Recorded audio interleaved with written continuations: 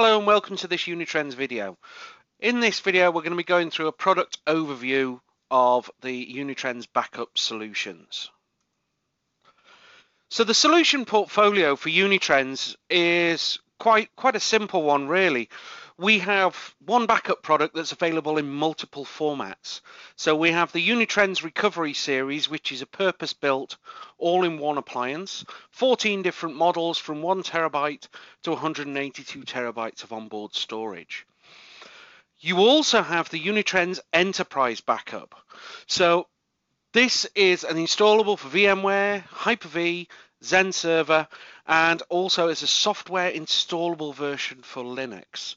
Now these two run the same operating system, so you get the same look and feel. There's a couple of differences just to do with tape support and an inbuilt hypervisor, which are available on the Recovery Series, which aren't available on the Enterprise Backup due to hypervisor limitations. The other thing that we have is the Unitrends Cloud.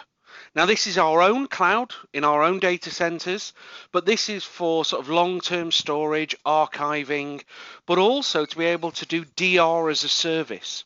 So you can take your backups from your local device, send them up to our cloud, and then from there, if you have an issue, we can spin everything up for you, sort of with an hour's SLA, depending, well, I say depending, as long as there isn't any non-standard servers, unless you've got no 500 terabyte servers, something like that.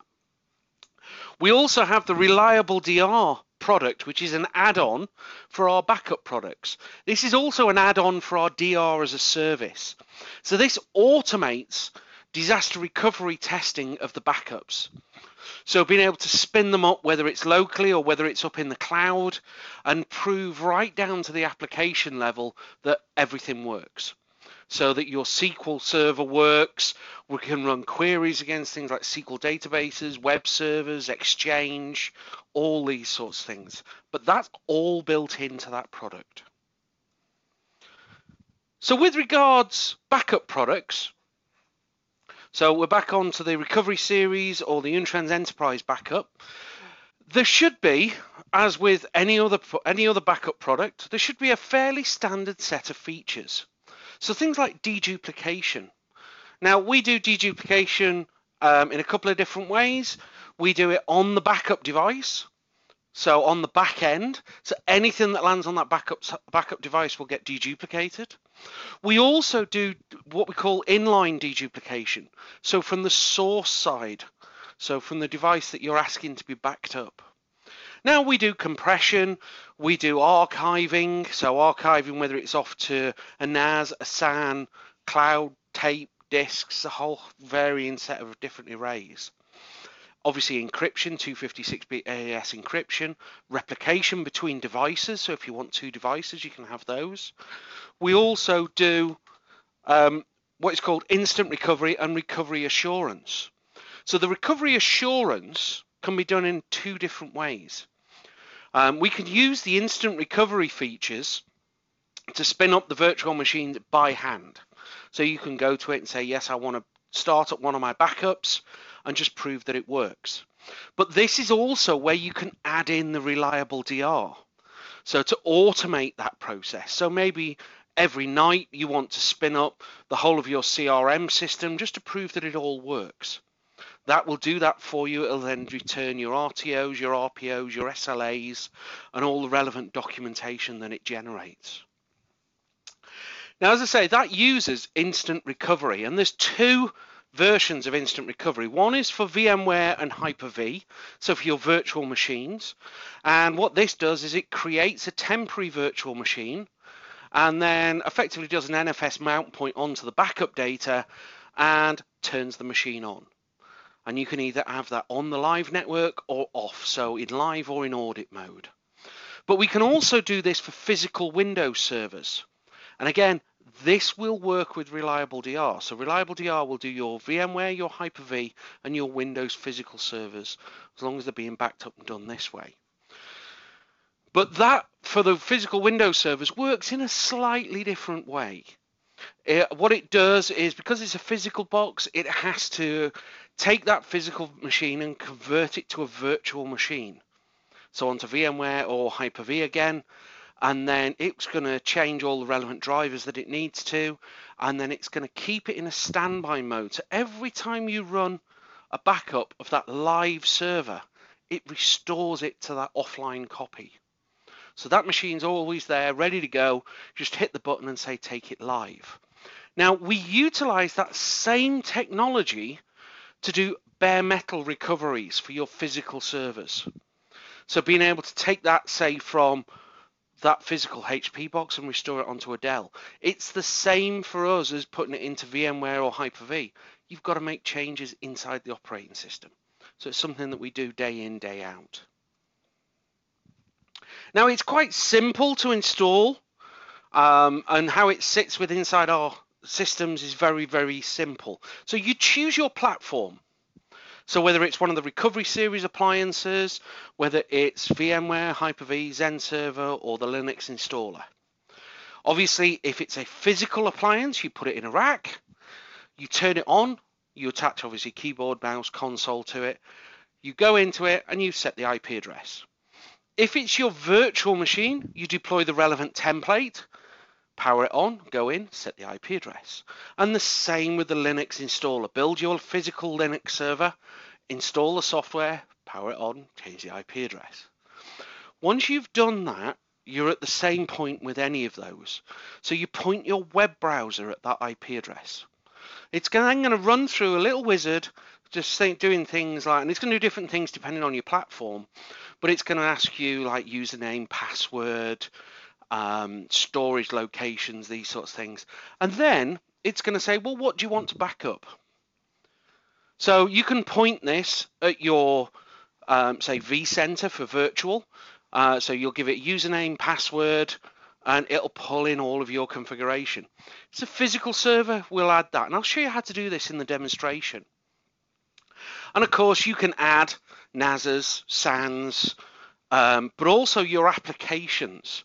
So if you install this onto a Windows server, there's only basically one agent, well, a 32-bit and a 64-bit version, but there's one agent. And what it does, you deploy that onto your physical Windows server and it'll go, oh, there's Exchange on here, or there's SQL or SharePoint or Oracle. And it will enable that part of the agent for you. And then you'll be able to run backups just on those application types. Now, obviously, that's for, well, let's call it short-term retention, because normally what we see is on your backup device, you're probably going to keep 4 weeks or so, a month. You may keep longer depending on how you've scaled it, but sometimes it's a lot more expensive to add fast disk or to have a bigger backup unit than you really need if you wanted to keep years worth of data, because we're commonly seeing people that want 7 years, 25 years, or keeping data forever. What we recommend to those people, and to everyday people as well, to everyday users who want to keep 3 or 4 or 5 months or a year's worth of data, use long-term archiving, because you can use a NAS, a SAN, you can use tape, you can use the cloud, or you can use what we call an RxDA, which is a disk-based archive unit. Now, when we talk about cloud here, this could be the Unitrends Cloud. It could also be Amazon, Rackspace, Google. There's a few different options. Now, one thing to watch out, and just a word of advice, the tape support is only available on the recovery appliance, so the physical purpose-built appliances, or the Linux-based installer. It is not available on anything that is hypervisor-based, because VMware, Zen Server, and Hyper-V don't allow the pass-through of those tape drives. So if you have an absolute requirement for tape, you need to go for the recovery appliance or the Linux-based installer. Now, if you have 2 sites, or if you wanted to use our cloud as a target for your dates, for your sort of replicated data, that is effectively your recovery site or a second site. So you might have 2 appliances, 2 sites. You might have your primary site and us. So our data centers, there's lots of different options, but we can actually replicate between the appliances using a VPN tunnel. Now, within that VPN tunnel, obviously data is secured, but also we give you bandwidth control, so throttling. And this is done on an hourly basis. So during the day, you might say, well, my internet connection's busy, so I'll give you 10 or 15%. And at night, weekends, 80, 90, 100%, whatever you need. So as I say, that's on an hourly basis. Now, we do have some MSPs as well that offer this as a service. So it's not just ourselves that are offering DR as a service, because we quite often work with in-country MSPs where people want data to be held locally inside that country. If that is a requirement you need, please contact your sales rep and he'll be able to tell you who's available in that particular region that you could actually archive your data to. So as I say, the second site, or even off your primary site, you could use reliable DR just to prove that all your backups work. So that's basically in this diagram, I've got it down on the recovery site. So with that, what we'll do is we'll just switch over to a web browser, which is pointed at one of my demonstration sites. So here I've got my web browser pointed at my production server. So it's just called prod, because you'll see that later on. But the whole idea of this page is I can see everything that's going on. I can see things like backup speed, size, average speeds of my backups. I can see the amount of space that is being used, both on my backup device. So on my backup server, I've got 2.5 terabytes of available disk space, and I'm using 1.2. Now, depending on deduplication and compression within the device, that may go up or it may go down. It's like I did a demonstration about 3 or 4 hours ago and I had 1.22. So as data's aged out, it's been removed from that data store. So it's an ongoing process of purging old data. But also as deduplication works on the back end, that can be taking data out as well. So there's reasons why that will go down over the course of a day, etc. But also down at the bottom here, I can see active jobs. So if I had any jobs running at the moment, whether they be archives, backups, restores, you'd see them there. Now, all of these are panes. So tiles, panes, whatever you want to call them. So I can actually move these around if I wanted to. And if I was moving these around and I made a mistake, I could hit one of the little cog icons. I can set the refresh, but I could also hit the reset button here or change the panes or the tabs that I've got. So if I want different ones or I don't want certain ones, I can change them. But on these tabs themselves, what you'll see is there's numbers. Basically, these are hyperlinks through to our reports. So in this case, it's showing me I've got 6 errors. So if I click on that, it takes me to the backup failures and I can see everything that's had an issue, when it was, etc. And then, of course, I can start to have a look and drill down through all of these. Or you might be looking at the what's not protected in your environment. So this doesn't go through and scan everything in your environment. You have to add the items that you want to protect. And then you create a backup job to protect them. So if you told it to protect your vCenter and you've added a load of new machines but not added them into the backup jobs, they'll come in as not protected. Now we can do filters. So we can put filters on your vCenter that say any new devices will automatically be backed up. So that can be done in the jobs piece, in the protect, and I'll show you that in a minute. So the first thing you're going to do and how do you protect everything is, well, when you come to configure, you've got a tab here which is about the appliance. So this is all your backup copy targets, your storage, etc. But the main thing is your protected assets.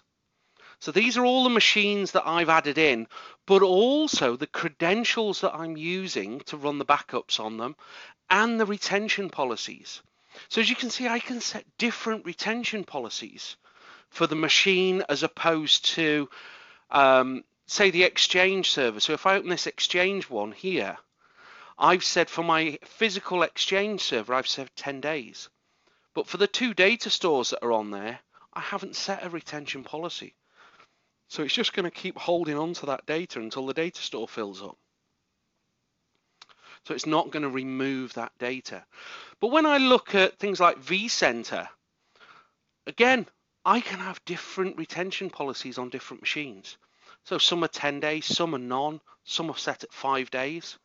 So I've set maximum on most of mine.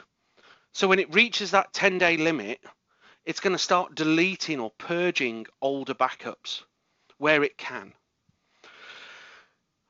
You can set legal holds, you can set minimum ages. There's a whole variation on different things that you can set here.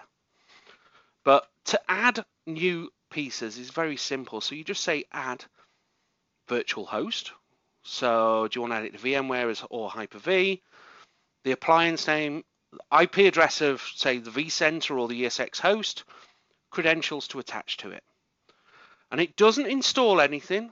It just connects through the through the APIs, through the command line, whatever you want to call it, and then pulls the information. And that's how it communicates backwards and forwards.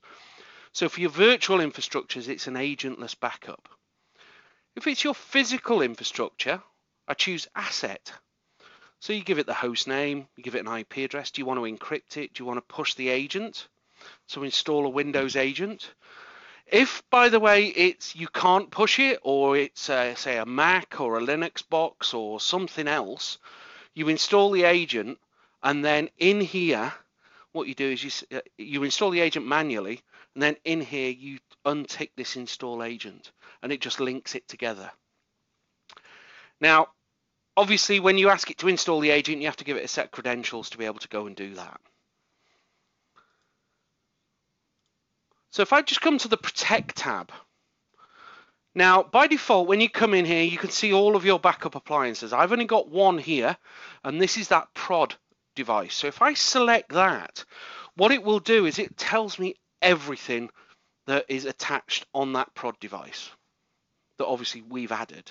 So I can see here all of my physical boxes, my virtual machines, everything, my different data stores, the lot. And I can see whether it's been backed up.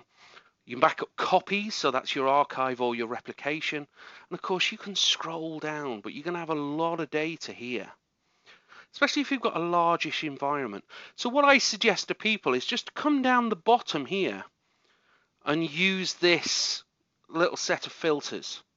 So what I can do is say, what's failed in the last 7 days?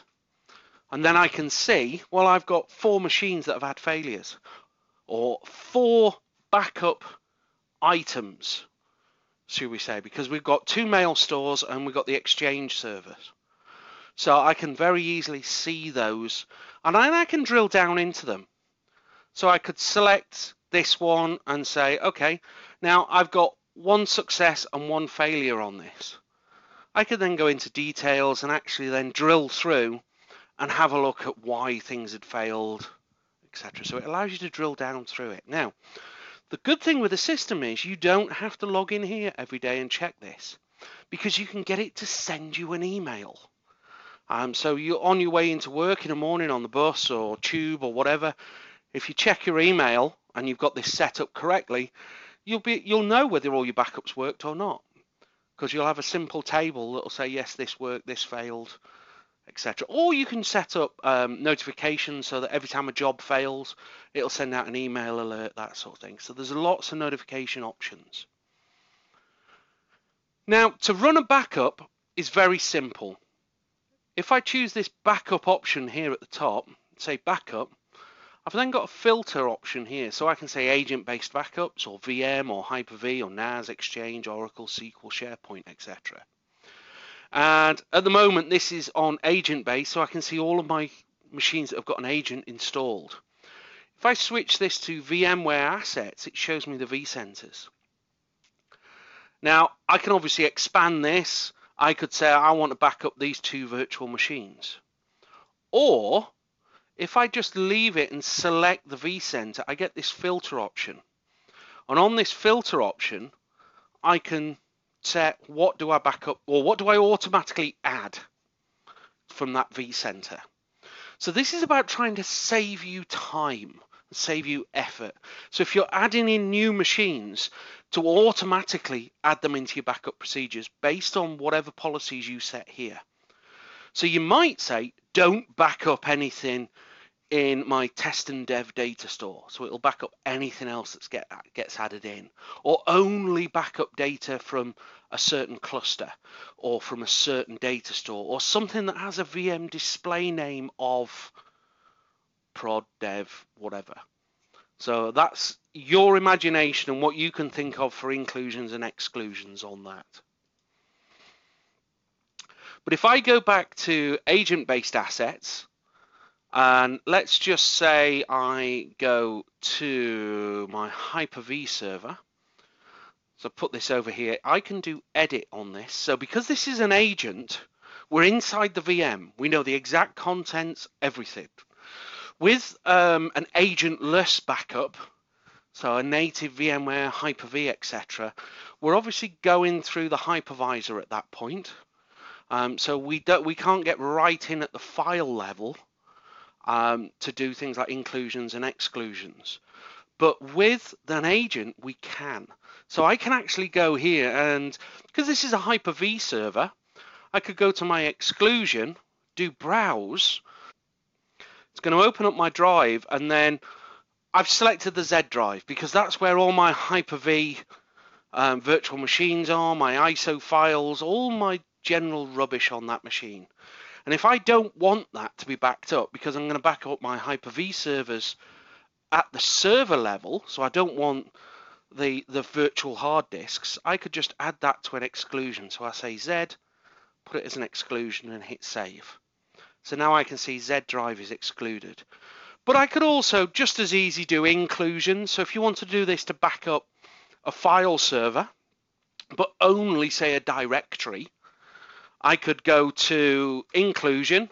I could go to the inclusion and basically do browse. And again, what it'll do is it opens up my directory infrastructure. I can choose my Z drive, and maybe I want that directory.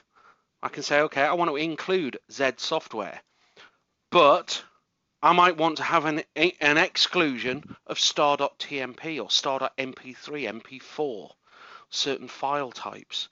So we can do these inclusions and exclusions on drives, folders, file names and types. So we use all the normal wildcards. So literally, once you've done that, you'll just hit save. I'm not going to do save on the demonstration, but you do save. You'll see it appear under protection rules. When I do next, this is fairly common. You're going to see this a lot, but it's when do you want to run this backup? So is it now? So do you want to run a backup right now? Do you want to run a full, incremental, differential, or selective, etc.? But also, what's my target going to be? So is it just the internal disks, or have you got multiple data stores connected? Do you want to verify? Is it in the reports? But also, you can create a schedule. So I can choose fulls, incremental forevers, full with incrementals, full with differentials, etc. So you choose what you want and when you want it to run, then you hit save and you've got your job. Depending on the calendar, depends obviously when that runs. So that's how to protect new devices. If you want to select them to go off to an archive, you just do a very similar thing with backup copy. So backup copy, you choose which machines you want to go, you choose next, it gets you a list of your backup copy targets. So whether that's my Synology archive or my DR device, what do you want to send? Is it fulls? Is it everything? And again, when do you want this to run? Do you want it encrypted? So it's fairly standard stuff, really. Now, recovery, there's a few different options here, as we've already discussed. So when this screen kicks in here, you've got every single folder, every single machine, database, Hyper-V server, all listed in here. And this can be a lot of information. So what I recommend to people, and if you think about it, if you're going to do a recovery, you know exactly what machine you're after. So you can come to asset name, and Let's just say it's web server. And do filter, and I get all of my web servers. So all the web servers that I've backed up, I've got them there. And then what I can do is I can open this out, and I can see all my different types of backups, whether it's synthetics, whether it's incrementals, whether it's on your local device, or whether it's in your archive. So you've got the different icons and the different colors. To recover these is very, very simple. If you want to do a full normal recovery, so in other words, let's say one of these web servers is 30 gigs in size, I choose the web server, hit recover, it then gives me a series of options. So basically, where do you want to recover it to? What resource do you want to use? What storage do you want to use? And then it's going to write it out to there. So it writes out 30 gigs worth of that backup size. So it creates you that machine.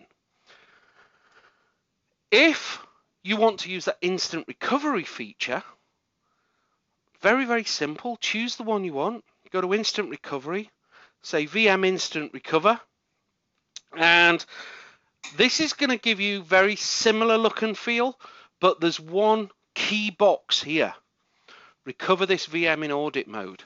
So if you remember when we were just talking earlier, when you do a normal recovery, of course, it writes that 30 gigs worth of data out. Instant recovery still creates you a new temporary machine with a little temporary spare disk. So for your read and write, for your writes and your changes, that's why it needs to know what the target storage is going to be. But then it does that NFS link back to our data store, so the backup data store, and turns the machine on.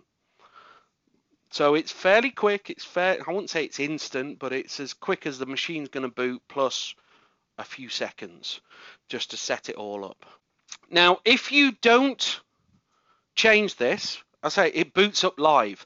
But if I tick this, recover this VM in audit mode, it brings it up off the network. It disconnects the network. So you could actually bring this up, test it, maybe log into the machine via the console, and go in and run a query on the database to get some information out. So if it's not a file or folder recovery, because we can do that separately, and you want to spin the machine up and see, run a query, go in, run a query against a database or open Exchange up or whatever, you can do, because it's a proper working machine. You just choose whether it's going to be on the network or not. And as I was saying, we can also do this for physical servers. So for that one, I just go to Windows Instant Recovery. I choose the physical server I want. So if I choose SQL 4 in this case, choose Next, it then says, where do you want to create that virtual failover? So in this case, I'm doing it on VMware. You choose your location, your resource pools, your storage, etc. You choose Next, it confirms it and sets it all up for you. Now, I've already got one running. So if I come to the Instant Recovery tab, which is where you can see all of these, I've got the machine here. So I could edit this, so go and have a look at the details, etc. Now, I've configured this. I've said it's going to have one processor, so we can actually change the processors and the RAM that it runs under, because physical boxes usually have got a shed load of extra resources. But I can tell this to go live or come up in audit mode, or if you've had enough with it and you don't need it anymore, you can tear it down. So it's very quick, very easy to do it. And if I hit the details button, I can see some more information of it down the bottom. So things like the backup history. So things like SQL databases, full restores that have been written back to that device. But I've also got pending backups. So anything that is waiting to go is there for you. Now, if I come to the Jobs tab, the main one that you're going to use here really is either Active Jobs or Job Manager. So Job Manager lists every job that you've got scheduled. And from here, of course, you can create new ones. So you don't have to go up into Protect to do it. You can choose the Create, so create a backup copy or backup. You can look at the existing jobs. You can change them, whatever you need to do. You can even say, well, if I take my Exchange databases and I want it to run now, that's exactly what I can do. I can hit run. So Exchange databases, I can now see it's running. If I go to active jobs, they're there. They're queued. You can see them on the way. If I select one and hit view details, I get all the further details down the bottom. But if I now jump back to my dashboard, I can see them down the bottom here. So you don't even have to drill down that deep. You could put this up on a monitor in your main office and just keep an eye on it and just make sure things like your amount of errors haven't gone up, your replications are happening, etc. So, and you'll see this refreshing and the progress go through as your backups are done. Now, as I said as well, we've got a whole group of sort of reports, storage reports, backup reports, recovery reports, things on the backup copies, the appliances. There's a ton of stuff there for you. Now, one thing you can do when you first get the appliance is if you come up here and click on this menu, we've got what's called a product tour. So this is that little wizard that I talked about. So you haven't got to worry about remembering everything that we've talked about and what we've said. When you get the product tour, it says, welcome to Unitrends Enterprise Backup, add or protect an asset, etc. Create a backup job. So it takes the tour, so it tells you about the menus, the dashboard tiles, etc. So it's actually a nice way of doing it. And of course, you've got your account. You've got things like updates, inventory syncs, etc. You've also got here the ability to open up a support tunnel. So this creates a direct connection to our help desk. So you can open this support tunnel. You could phone our help desk or go on to the text-based chat or send them an email and say, I've got a problem. I can't do this, or I'm seeing this error. And as long as they've got the asset ID and details, I mean, they'll talk you all through this. And they've got a user account that they can use. So you have to give them that. So it's more security for you. Then they can come back down that tunnel and see this. But they can also get into the back end. So they're not going to ask you for things like all the log files. So you haven't got to worry about getting them off the box and emailing them to them. As long as you can open that support tunnel, or you can give them access via WebEx or something, they'll be able to assist you directly. So hopefully that gives you a good idea of how the product works, how easy the main console is to use. Now, what I will say is, obviously this is a recording. So once you've listened to all of this, if you've still got questions, please contact your sales rep. Send them the questions, whether it's email or phone them up, ask the questions of them. Doesn't matter how technical it is, they will get it across to one of the engineers.